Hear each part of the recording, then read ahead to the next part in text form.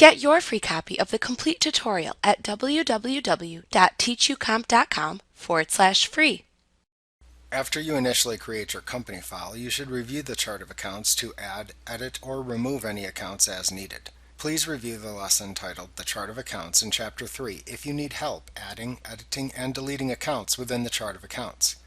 Before you make any changes, however, you should inspect the default chart of accounts provided by QuickBooks so you can see what changes you would like to make. Note that by default, QuickBooks doesn't display account numbers for the accounts it creates.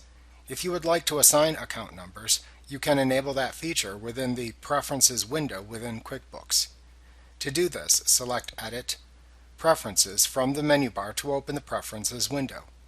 Next, click the accounting category shown in the list at the left side of the window.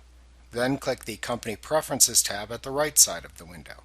You can then check the checkbox that states Use Account Numbers to enable account numbers within QuickBooks. Then click the OK button to apply the change to your company file.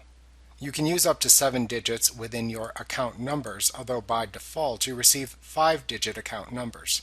QuickBooks uses the following standard numbering convention that you should adhere to when creating accounts. Assets appear in the $10,000 to $19,999 range. Liabilities appear within the $20,000 to $29,999 range.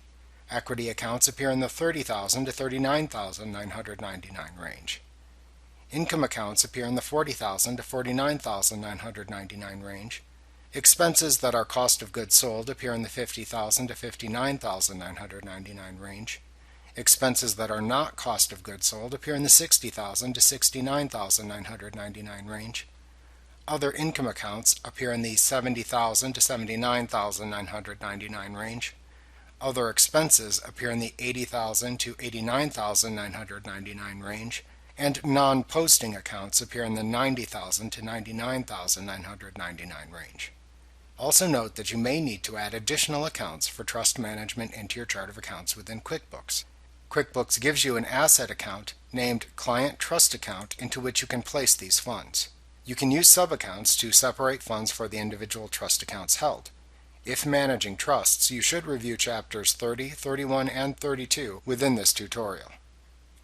Like what you see? Pick up your free copy of the complete tutorial at www.teachucomp.com/free.